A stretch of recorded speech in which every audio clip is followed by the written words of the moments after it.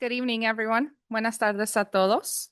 I would like to call the curriculum committee meeting of Monday, July 20th of 2026 at 6 p.m. to order. At this time, I will ask for roll call.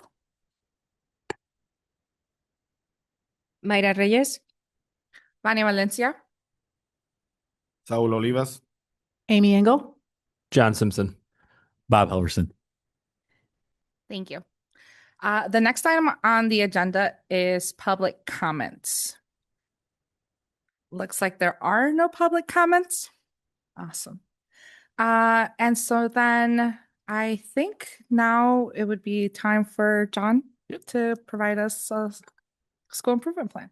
Yes, absolutely. Good evening, everybody. I'm going to welcome my team up. So Rosary Horn, our Executive Director for Early Learning, Dr. Luis Gonzalez, our Executive Director for Elementary, and then Dr. Jennifer Van Duzen, our Executive Director of Secondary. So yes, good evening, Dr. Halverson and the members of the Curriculum Board. We do want to thank you for the opportunity to share an overview of our school improvement planning work that did take place this summer in preparation for the 2026 and 2027 school year. Tonight, you'll hear from our Learning and Leadership Department about the collaborative work that was completed with our school leaders to strengthen our instructional practices, align our priorities across our district, and then to ensure each of our schools' plan is focused on improving outcomes for all of our students.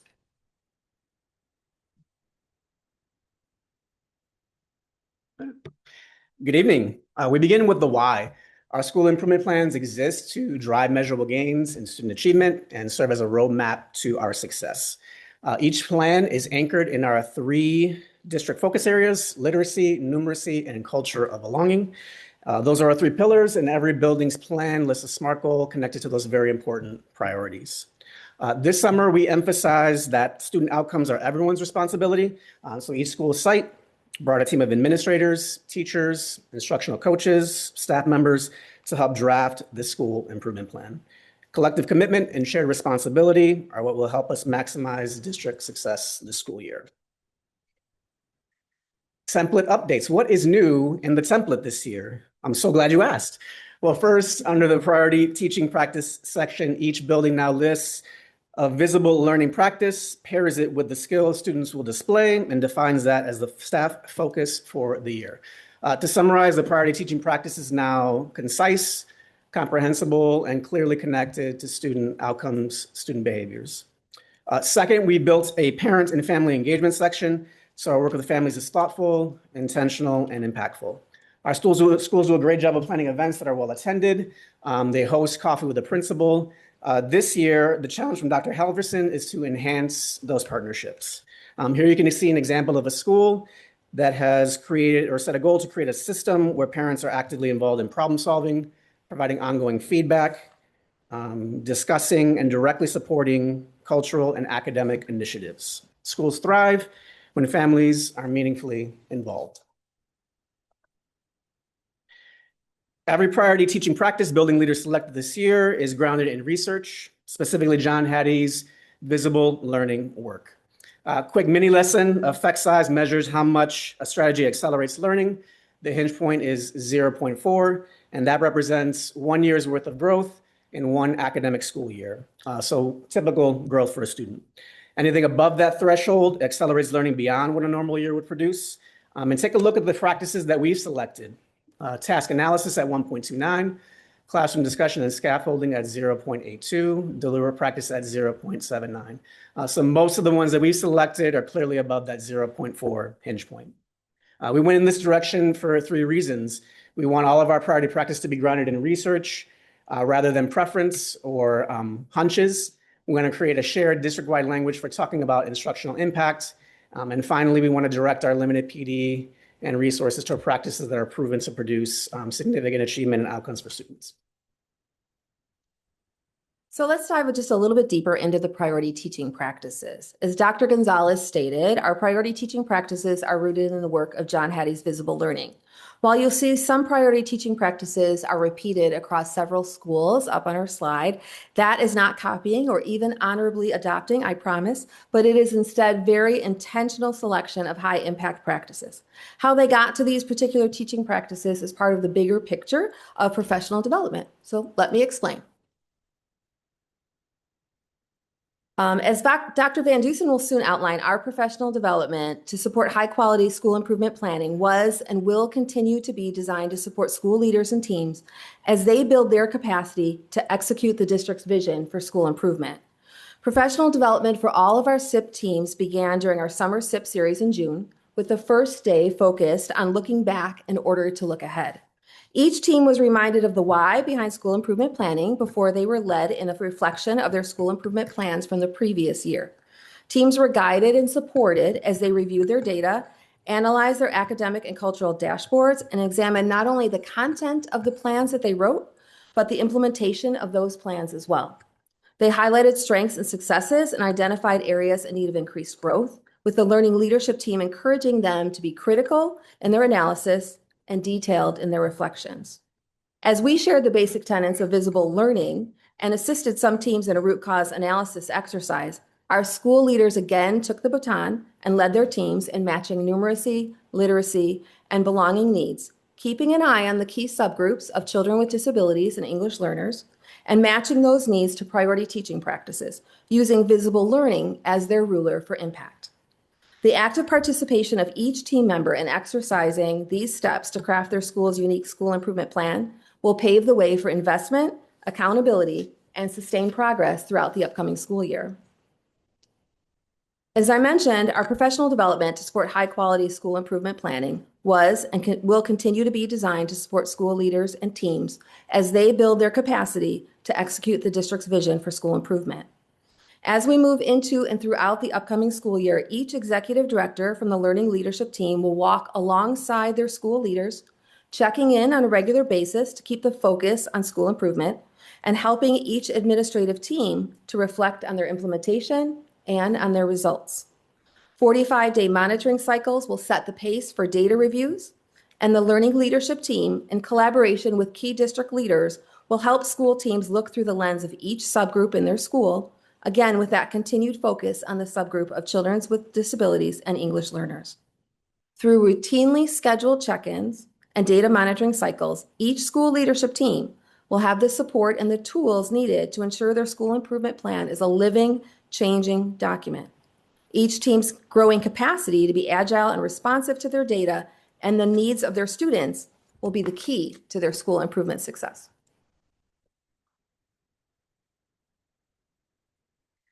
Every child in this district deserves a plan that was built with them in mind.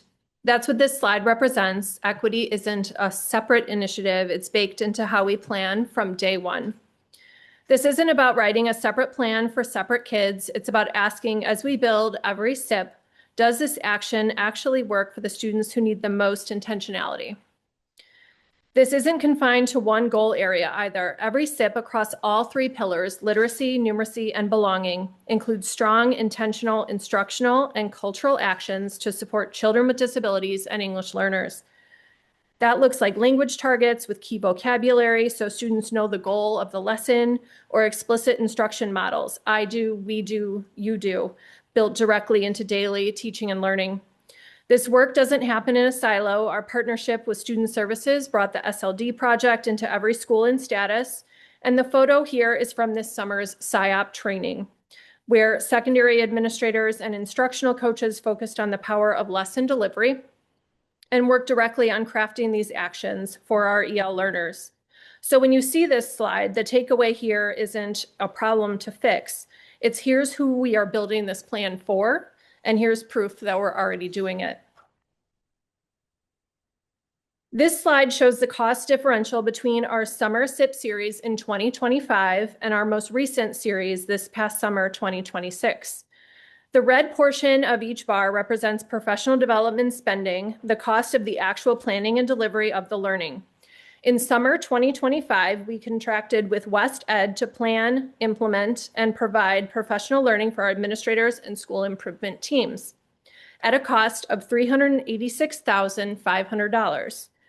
This summer in 2026, the work was designed and delivered entirely in-house by our own learning and leadership department at a cost of, drumroll, $0. The black portion of each bar reflects timesheets for staff attendance during PD. In 2025, our summer series spanned 4 days with 325 unique staff in attendance. This year, we streamlined the series to 2 days with 213 unique staff attending. When you combine both the PD spending and the attendance costs, summer 2025 totaled $449,752.73 compared to $39,746 this summer, a total savings of $410,006.73, or a 91.2% reduction in cost.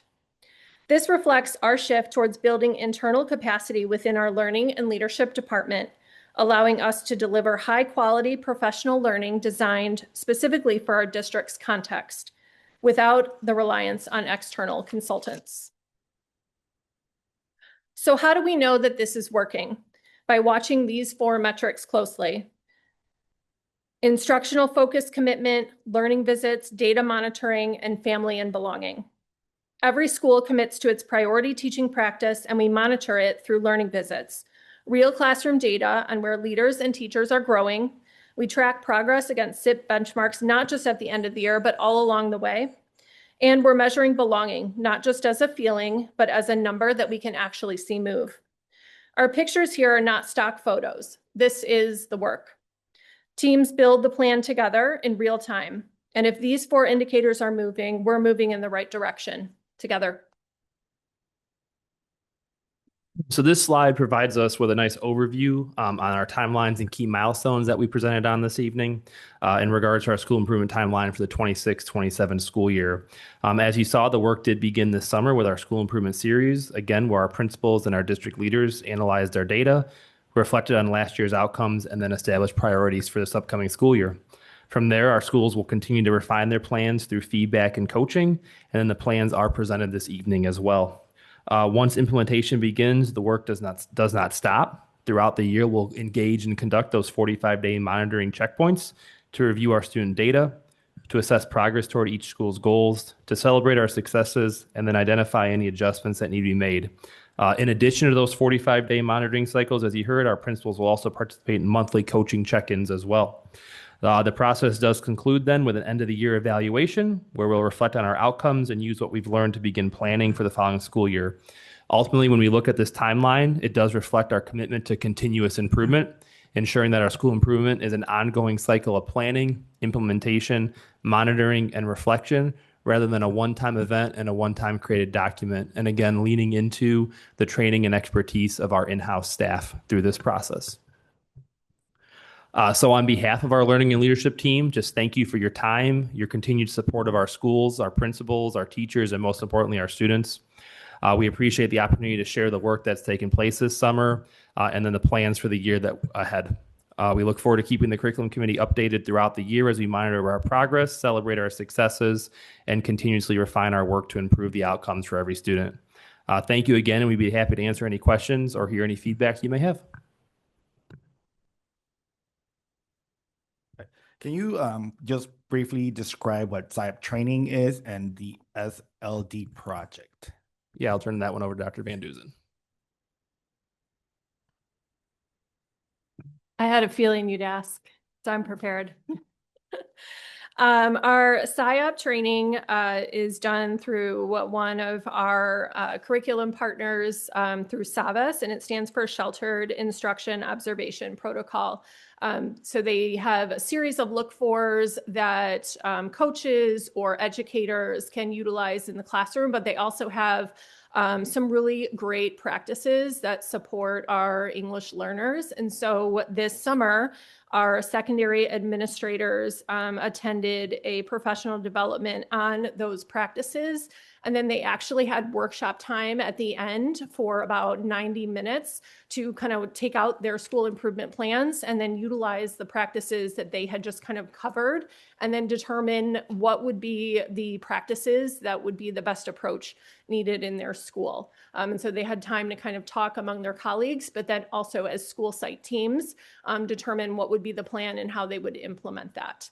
In terms of our SLD project, that is a extension of ISB, which stands for the Specific Learning Disability Project. And so they're affiliated with ISB, and they are a non-for-profit, and they work with a lot of school sites on any kind of professional development needs that schools or districts would need around children with disabilities. We have utilized them in our student services department around professional development for I'm trying to think of what specifically for elementary was it? Oh, for co-teaching. So we use them for a variety of things, but for this particular instance, we had them come in and meet. They actually reviewed each school improvement plan and then met one-on-one with each principal to provide recommendations on direction that they would feel would support their CWD population in their building. Does that answer your question? Okay. I'm going back to what is the slide number 1, 2, 3, 4, 5. Priority teaching practice by building. I think this is very important that every building has their own vision on what their building needs. I'm thinking about parent involvement. How does parent involvement come here fruition when it comes to a SIP plan? We know what the school needs, but how do parents get involved in this process? Yeah, so I think we can both answer that. I think that this year we were asking something a little bit different from our schools.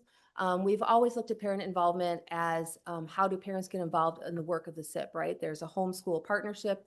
Neither one of us can do all the work on our own, so we really lean on each other with us being the experts, but we want that to extend into the home. We want to give them simple things that they could do at home to continue and reinforce the learning.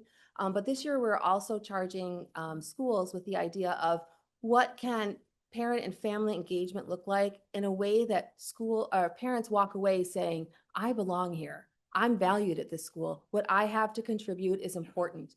And so for our schools, that is going to be kind of a year-long exploration of what have we done in the past, what's been effective, what hasn't, and also what is different that we can do through this lens and monitoring the effectiveness of that, seeing how parents continue to be involved moving forward, or does that hinder involvement, what the feedback is from parents and all of that, and really thinking about, what can we do differently if we're looking at different, stronger outcomes. And when it comes to school improvement planning specifically, this is a screenshot of an actual school improvement plan where they had to list the actions. So it has to be, as Rosary mentioned, very strategic. It has to be ongoing. It can't be just a one-time event, and it has to be measurable. So one example in the elementary world is attendance. We're hoping that our principals will list an action that describes conferences that they'll have with parents to support them. It'll have measures that they'll be monitoring, hopefully some attendance measures for those families to confirm that those partnerships are producing an increase or an improvement in attendance. And then EA Watchdogs is another good example, ongoing, something that will hopefully produce an impact that we can measure, perhaps a stronger sense of belonging, or maybe a reduction in referrals during recess time. Board Vice President Levis, on top of that, one of the things we definitely want to encourage this year, and that's part of the reason we were very strategic about having each building do it, is we want to make sure that it's specified for each building, but we also just want to open our doors back up to parents again. I think some of the most successful buildings I've had the opportunity to be a part of as a student, a teacher, an administrator, the more you can have parents and guardians involved and in the buildings, the more success you're going to have in making sure that it's truly taking a village to raise the young children. So one of the things we are going to challenge our buildings to do this year is find ways for parents to volunteer. That could be coming in and being a reading parent in the hallway. It could be coming in to do math facts. It could be, maybe a father is not as comfortable coming in to sit and read, but they need help producing something that's going to help with an event coming up. So we want to find multiple avenues to meet our parents where they're at. Not as, hey, we're doing this to you, but we're doing this together, and we want to open our doors back up. I think pre-COVID, we did a really good job of that, and then COVID hit in a lot of school districts, not just East Aurora. The parental involvement kind of lacked at that point in time because of what was going on with COVID, et cetera, and we need to get those rebuilt. So not only are we going to have it built into our school improvement plans, but there is going to be a concerted effort to say, let's get our parents volunteering back in the schools again, and here's a list of different things you could help us with. I think I also, and I'm not sure if many schools do this or not, but I know when it comes to me, when I do the 5 essentials, right, it's asking me about, as a teacher, are parents involved in the process, right? So as I think of different situations or different buildings that I've been at, is there someone part of their school leadership team that is a parent that is able to talk about different viewpoints on what's working and what's not. So I don't know if that's is still happening or not. I know that some of the things when I'm a teacher and I'm answering the survey and I look around, well, was there a parent part of the SIP plan or part of the SLT? That's a great question, Vice President Olivas. And what I will say is our buildings do a really great job of presenting. So full disclosure, do we have a parent who's on the SLT? Do we have a parent who was part of the trainings in June? No on that. Our buildings do present all of their school improvement plans to the parents who attend the coffee with the principal ones. And that is a great opportunity for the principal, the assistant principal, to get the feedback from parents there. Again, tying back into the fact that our plans are continuous improvement models. Based on feedback there, they can bring that information back to the team, the team to build it there. And then with our focus on the parent engagement and actually having very specific goals around parent engagement, we've actually had the conversations. Our teams will do a lot more work this year about the parent engagement piece at the coffee with the principal to hear from the parents directly about getting it involved. And it could look different at each site. But yeah, we did not have them on the teams and in the trainings in June, but that is how we build the parent piece in. On your point though, I think the question too could be, making sure all of our staff understand that too, right? When they're filling out that 5 essential piece too. Absolutely.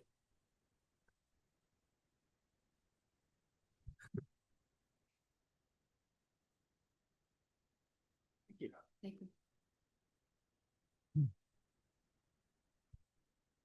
All right. Well, thank you. And moving on and staying with our SIP theme for the evening. Next is just a quick memo.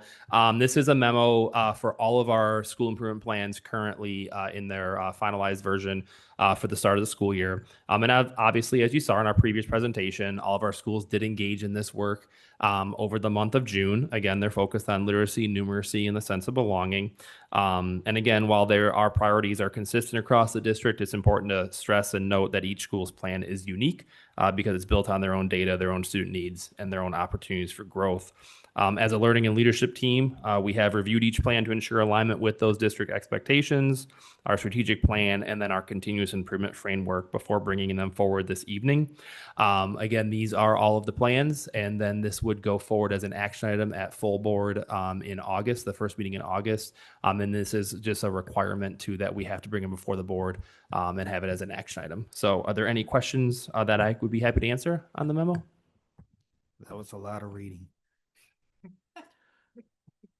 Ms. Gibson, and yes, you are the first one. Monday, September 21st. I see you in awe back there. So yeah, thank you. And so then moving on to my last SIP item. And this is obviously our schools have done this every single year where they present their school improvement plans. And again, we want to make sure they're not static documents, they're living and breathing documents.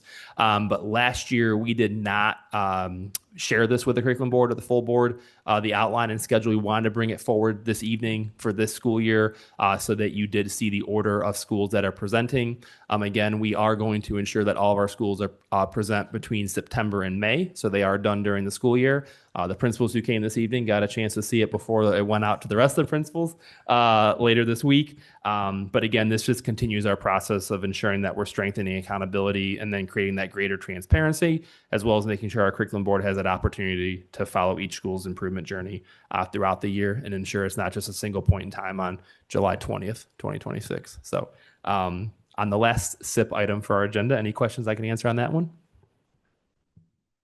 Taking the pictures sent to friends.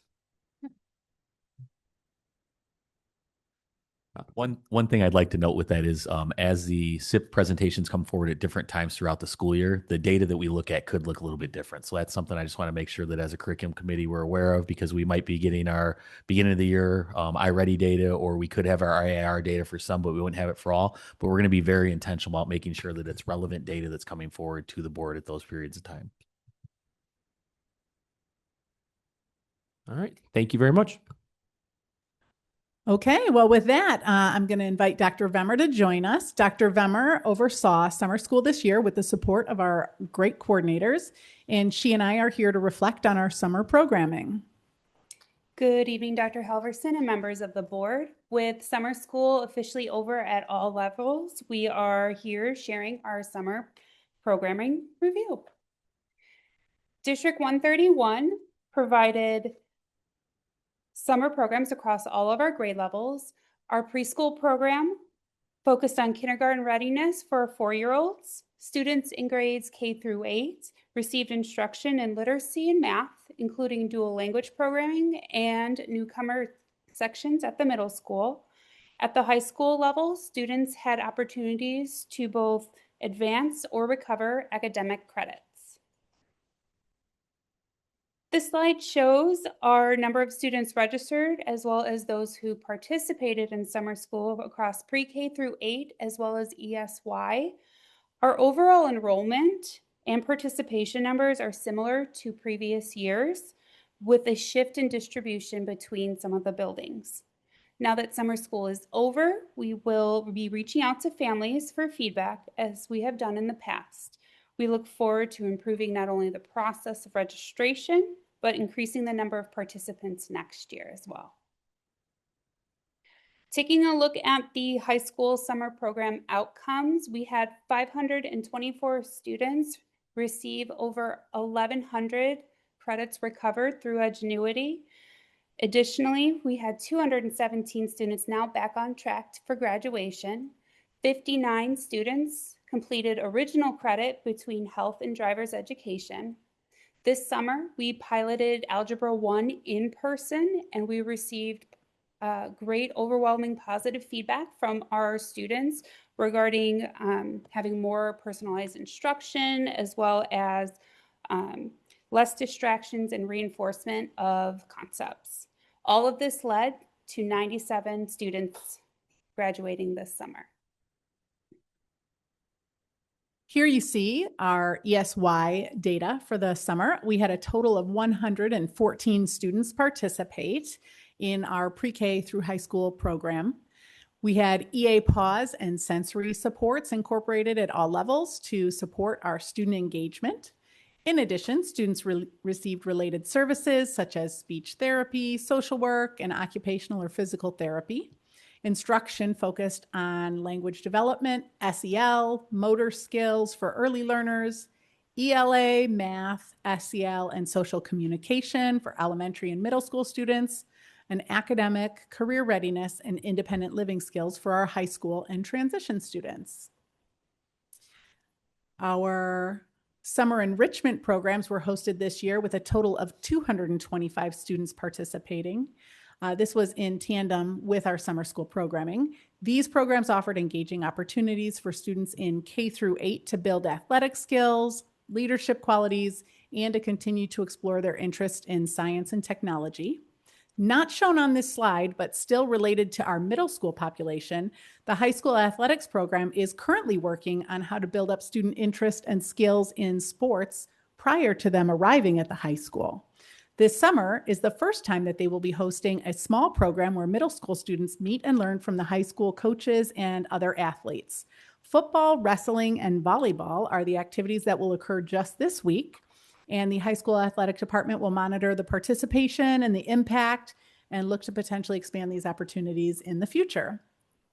Speaking of high school, though, each summer our high school athletics department does host summer conditioning camps for our athletes. Shown here are the camps that we've hosted for high school students at East this year.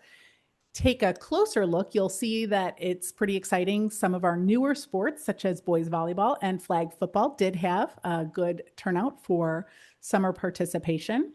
Overall, we had 1,187 student athletes participate. For the 5th summer in a row, East Aurora has sponsored middle and high school students to attend various summer camps. At the university level, the district covered tuition and provided transportation. Feedback from our attendees has been very positive. Some have already happened and some are still coming up or occurring now. They're excited and nervous as they head off to camp and are riding the bus to get there. And then coming back from camp, all they can talk about is how much fun they had and what they learned. One of our recent music camp attendees talked about how attending the summer camp gave them more confidence in playing their instrument and encouraged them to continue to play the trombone even after high school, which I know our universities are always glad to hear. And a fine arts camp member talked about the projects that they worked on and just how engaged they were in that. So great opportunities there. We are really proud of the number of excellent opportunities our students have in the summer. What questions can we answer for you guys? I have a question on slide 3. Just on our total enrollment for summer programs, we had 546 students, and participants were at 503. So what could we have done different? I'm just looking at if one of those students was taking a priority based on another student's need and whatever, it might have been filled or not, but just thinking of how we could really improve that enrollment or participation in during summer. Great question. So we did leave enrollment open for anyone. No one took a spot. So I want to make sure you were aware of that one. But we are already planning on improving our registration process by integrating Synergy next year to make sure that is a little smoother, as well as increasing our communication within the entire process from registration to start. Making sure there are more opportunities within the building as well from the district, communicating with families on the opportunities and making sure everything is quite clear. We do a really good job during that first 2 weeks of attendance to call and contact and encourage participation. So we're thinking perhaps it is that just before it kicks off, making sure everybody really has everything they need and making sure we're getting any questions answered so that they can come and make it a priority. Dr. Engel, when does registration typically take place? Is that in March? Yes. Okay. So we just got to make sure that we have that gap filled between April, May, and June there to continue to communicate. Yeah, we have to open the registration in March so that we have our student numbers. They drive our hiring practices, and those interviews for that usually occur in April. Okay. And hiring goes all the way through to June. This year it was June 2nd. Yeah. So. Anything else? Just last thing with the graduation, we had a summer graduation of 97 students, which was pretty awesome. But as we attended the graduation this past week, AU, not a lot of participation from our students. And I would have loved to have, a lot more students. I know Mary and I and Judd were standing at the diploma covers and like, oh wait, that's it. Because we had a little bit of a bigger number, but again, what can we do to ensure that students really show up? Because it's a big deal, right? You're graduating high school, so we want to make sure that they have that moment. But what could we do to ensure that they show up and get at least that picture? And I think it's something important. At least I believe. Agreed. I'm going to turn that over to Mr. Simpson. Absolutely. That's a great question. Yeah, absolutely. Super proud of our 97 summer grads this year. I will say the high school does put all of the same effort, energy into a summer grad as they do our May graduation, even though the numbers are lower. A lot of individual outreach. Even when I was there the week of graduation, week before, kids were coming in and getting their caps and gowns. I will say from a historical perspective, I think we do have a lot of kids who graduate in the summer who are 5th and 6th year cohorts students. And so they sometimes don't feel connected to that 4-year graduating cohort. And there's also students who they feel like they missed the May one. And so it doesn't necessarily always have the same oomph as the summer one does. I will say, I think again, the high school does a really great job making those calls and those individual outreach to the families. I think what we could look at doing more is also have those conversations about making sure that we make sure kids who are part of 5th year, 6th year cohorts can still feel connected with it. I will say that we've seen that before when we had larger graduating class numbers in the summer too. We just didn't have the same percentage of participation in July as we did in May. Last one question that it came to me. Do we offer transportation to AU like we do to NIU? Because I'm thinking of maybe transportation could be something, if that is a possibility, or maybe bring it back home, just saying. So I'll skip to the bring it back home thing because I think that's probably resonates a little bit more with me. This last year we had 97 summer graduates this last week. I think there's an opportunity for us to bring it back home for sure. We're going to have to wait one more summer though, because next summer we still have large HVAC projects ongoing at the high school. So the summer of 28, and to your point there, Board Vice President Levis, even as we were looking around there, even with not having all 92 students there, we were packed to the gills, to the point that we had cabinet members playing ushers and doing a very phenomenal job of that. We won't mention any names, but making sure that we had cabinet members and other principals getting up out of seats and finding seats for parents. So that will be our goal in 2028 to bring it back home. I think that's the thought process to move it offsite before was to really put it on par with what we had for NIU and being offsite and being at a university level. But I just think with the sheer number of graduates we have and the fact that we can put on a great ceremony and make sure our graduates feel honored and don't have the transportation issue, that will be a goal for the summer of 28. Next summer, though, I hear you fully there. We need to look at transportation. That's something we probably haven't thought of. And I think Gladys is in the room, or if not, Andy will get her the message, and we'll look at providing some transportation next summer to AU for those that need it. The great thing for me was I saw a young mother out there who, if we didn't have the summer graduation, may have not had the opportunity to graduate because she had other things that she needed to take care of. So like things like that are awesome. Even the opportunity we had to go back in and talk to the graduates afterwards and just highlight with them as board members and as the superintendent how proud we were, because a lot of these students have overcome additional challenges to get to their graduation. So I'm very excited about that. But to your point, we need to get rid of any of those roadblocks that does not allow for our graduates who deserve to be proud to attend. All right, thank you. Next up is professional development review. Each year we do a review of our professional development offerings from the prior year and a glimpse into what's coming next. Our focus areas for last year are shown here on the screen and will continue to be our focus areas for the 26-27 school year. These are all purposefully aligned with our school improvement plans and with staff and administrator feedback that we use to guide all of our offerings as well. Last year's theme was Built on Belonging, and that pointed to our focus on culture and climate.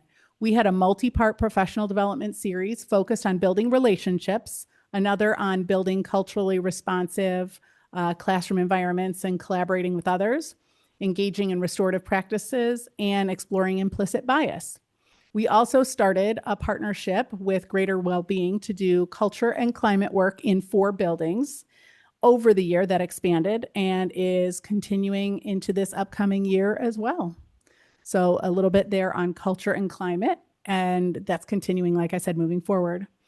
Literacy and math continue to be 2 primary areas which contribute to our Illinois School Report Card ratings, and more than typical growth has been that standing focus from last year and will continue again into this year. Professional development's been provided to teachers across content areas, grade bands, consistently seeking to reinforce literacy and math instruction. We've had targeted professional development related to new resource adoptions that we've put forward with coaching and providing reinforcement of our curricular implementation. Lots of support for language acquisition and additional PD sessions have been offered as well. Up here, before we transition off this slide, during the first presentation, they were talking about school improvement plans, and they talked about SIOP. That's listed here as one of the offerings, which actually came forward based on feedback from our staff members who wanted SIOP training and from our administrators who agreed that that would help reinforce and support the work that they were doing in their buildings. We continue to offer professional development options that also align with all of our digital tools. In the past year, we've offered these both during the school year, targeted sessions during our February Institute Day where people have a lot of choice and options, and then again throughout the summer, and that has continued. We also know our students require a variety of academic and behavioral supports to reach their full potential. Listed here are PD options, some of which that were open to anybody and others that were very targeted to specific audiences as well. We have sessions that were offered to our staff and administrators. We had sessions related to multilingual students, newcomers, additional supports for interventionists, behavior supports for all staff, and more. This continues throughout the summer and into the school year. And one that we're particularly excited about is coming up just later this week with the new state accountability measures for our admin. We have some updates coming from ISB. And the King County ROE is going to come partner with us to make sure that we are at the front end of being knowledgeable about all of that. And with that, what questions can I answer about PD?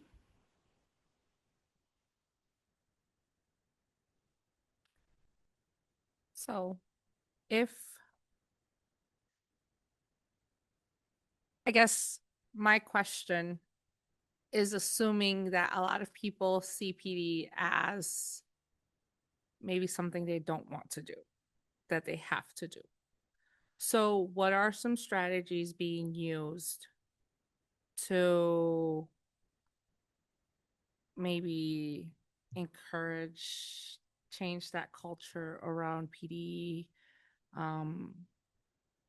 Maybe make it more welcoming, more engaging, something that people actually look forward to attending as opposed to just something you have to We, check off a list. I absolutely see and hear what you're saying. We do a lot to try to really purposefully target PD that is going to be aligned with what they're seeking to do with their SIPs this upcoming school year. And last year, we did a lot of work trying to return some of the ownership of that to the buildings themselves so that they had more ownership over what opportunities they were presenting in terms of SIP alignment with their SIP, because the closer it is to the work that you're doing with your kids, the more likely you are to be engaged and really truly feeling valued there. In addition, the last 2 years, we've offered opportunities for staff to offer their expertise to others. So some of our buildings have embraced that and reached out to people in their building and said, hey, you're really great at this. Will you present during our school improvement day? And people have had that opportunity.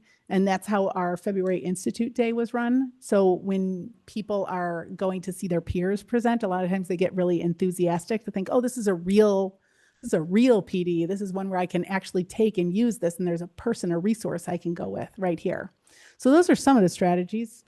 I would say on top of that, one of the things that we're continuing to evolve with is Dr. Engel is doing a really nice job of getting our PD joint committee up and going so we can actually hear from our teachers. So it's important that our teachers share that information with their building administration through their school improvement teams because we truly do want it to be a joint process where we work through it together. And I think getting that feedback from the individuals on the ground floor working with our students every day is crucial. So that's another thing we're going to continue to look to evolve, look to build upon some of the successes Amy had with that last year as well. So if a teacher is interested in providing PD or has a suggestion, what does that process look like? Great question. They should go to their building administrator and have a conversation about the PD that they're interested in providing. Then they will have a discussion about where it fits in relation to the SIP and the work that needs to be done. And usually then the building principal reaches out to me and we collaborate and figure out how to make it happen. When you said if it fits, what does that mean? That's a great question. If I'm going to give you a made up example, okay, a very made up example. I am very passionate about bulletin boards. I think bulletin boards make a beautiful statement, and I think there's a lot of pluses that could be made out of a bulletin board. Being so passionate, go to my principal and say, I would really love to see a PD session about high quality bulletin boards that will transform instruction. In the conversation with the principal and in reflection on the connection to the SIP and those priority teaching practices, perhaps it's not quite as aligned as we would like it to be. So the principal then says, I love the passion you have. Let's talk about other ways we might be able to get this idea out there, but I don't think that this is how we're going to use our limited Institute Day or School Improvement Day work. Okay. So when I talk, like I said, I gave you a pretty extreme example, but alignment matters. Okay. Definitely alignment to that SIP. And we want to make sure those SIPs are aligned to what we're focusing on as a district. But to Amy's point, we want to make sure that the professional development, not only we're providing at the district level, but each building administrator is able to work with their staff. Because as Dr. Engel talked about earlier, the more buy-in you can get because it's a colleague that's doing it, the more beneficial it's going to be. But we do want to make sure that there's true alignment to that school improvement plan because we do have limited time, and time's one of our biggest resources we have.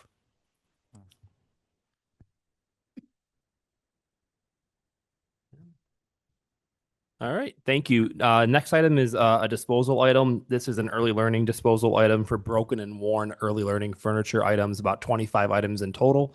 So just a quick memo on that, and then this one will go before full board action at the August 10th board meeting. Our other disposal item is related to East Aurora High School's Family and Consumer Science program. They have some outdated baby simulators up for disposal, and those have been replaced, and the outdated ones will now be up for disposal action at our August board meeting as well. They're crying babies, in case you want one to take home. Are those the one with the key in the back? Oh, I don't know if No? these ones have the key in the back. I don't think you can turn them off. Oh, never mind. And lastly, today we have our typical attendance and enrollment report. I don't have attendance for you since attendance is related to our traditional school year. I want to remind you that our enrollment as of the very last day of school, which is shown on this chart, was 11,692 students. If you scroll down in here, you'll see that we continue our registration work. We now have 93% of our families registered. The numbers keep going up, so that's excellent. 97.1% of our preschool and elementary families have registered. We have 88.4% of our secondary families that have registered for middle and high school. And of that, 83% of our high school students have registered by this date. As of July 15th, we had 72 applications in the queue yet to be processed, meaning we were waiting for final documentation in order to officially register the student. And those, when the paperwork comes in, it is registered really quickly. They've been great about that. One thing I do want to point out on our overall numbers here, we currently have 10,068 students registered as of the 15th of July, and we are anticipating another 768 students will complete registration before the school year begins. That's a total anticipated enrollment for next year of 10,836 students. So it's important to note with that it is down by about 800 from this last school year, which is on par with our demographer study that we did earlier this year. So those trends are trending in the direction that we thought based off of the research that was done by the demographer, which is one of the reasons we need to continue to analyze everything we're doing and be as fiscally responsible as we can, because with a downtrend in enrollment, there is a downtrend in fiscal resources that come from the federal and state level with that. So that's one of the things I just want us to be aware of, and the ongoing communications that we're going to continue to have around that. Those are all we have to report today. May I ask a question about enrollment? Please. Okay, I've heard, and it's social media, so whatever. But I've heard, and I make more so. Let's go this route instead. Is there any way that we could be notified of what the enrollment process is for kindergarteners? The enrollment process for kindergartner matches any other student. Okay. The parents go on, they create a Synergy account, and they indicate where they live, and they start the whole registration process. It's exactly the same as every other grade level. Okay. What specifics might you be wondering about? It's just, at least I've seen a lot of confusion as to whether or not their kids are enrolled. They went through the process and they just don't know if, like, they're waiting for an answer sometime in August is what I keep reading. But I don't know if there's other ways to find out if their children have been enrolled or not. Mostly for the kindergartners is what I've been noticing in the community. I definitely appreciate that. Sorry, I was going to say that I heard something similar, but for the Jumpstart program. So I will say from an early learning perspective, there is portions of the grant that require income verification. I will say that additional requirement piece does that. There's a lot more phone calls that are placed to make sure that information comes in. So that early learning piece is a little bit different than our K-12 experience. But I will say our screening techs and the members of the early learning team make those phone calls. We make sure that parents know, like, we cannot register them if they've done everything else, but we don't have the income verification. We cannot register them per the grant. So that one piece, that could be the piece there on early learning. I know that Rosary, Ms. Horn has done a lot since last summer on that to help support parents, just like how we've done more more this year for registration K-12. We've been doing a lot more at the early learning one. The kindergarten one, definitely appreciate that information. I think what we can do is get with Dr. Cardona and the registration team here on that. A thought that I have too is I wonder if some of that's like they've registered and then they think maybe like, who's my child's kindergarten teacher? And so maybe because they haven't gotten that information, I don't know. It's just a thought that crossed my head when you asked that question. But I think if we get with Dr. Cardona and the team, we can definitely kind of dig into Kinder and see if they've gotten questions down here. I have not heard of any that have come through, but if there's any common questions that are coming in through the registration team that are kindergarten specific, we can dig into that. Because I assume that being new to the district or what have you, it might just be a little bit more confusing. They probably have a lot more questions, don't know who to ask questions to.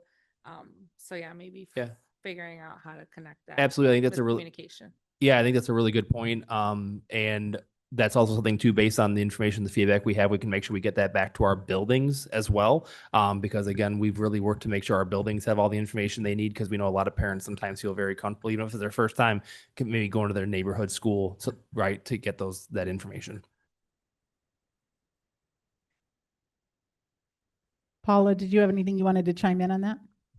Well, the only thing is that every parent that registers and every application that gets approved, they do receive an email of approval when the registration process is done. They might be waiting for that letter of what will be the placement for the students. But other than that, every application that is approved will have a follow-up email with information about the district, where to find the student parent handbook, where all the resources that we have. So that will be maybe something that I will actually like to look for, add, just to see where is maybe the disconnection. But yeah, it will be great. Just right now we have about 600 kindergarten that have registered, one of our lowest number for kindergarten so far. Many of them are coming from our preschool program. So there had been in our district previously, very few are new. So we can, reach out to all of them anyway to just provide more information about kindergarten. Mm-hmm. Thank you. Yep. And since it's been on social media, we can get a social media FAQ post out there as well to make sure if parents are looking that we can put something out there so that can be shared as well. So we'll definitely make a note and do that. Sounds good. We'll make sure that gets done. Thanks. All right. Our next curriculum committee meeting will be on August 24th at 6 p.m. here at the Admin Center. And I just wanted to thank you all for joining. We will adjourn at 6:53 p.m.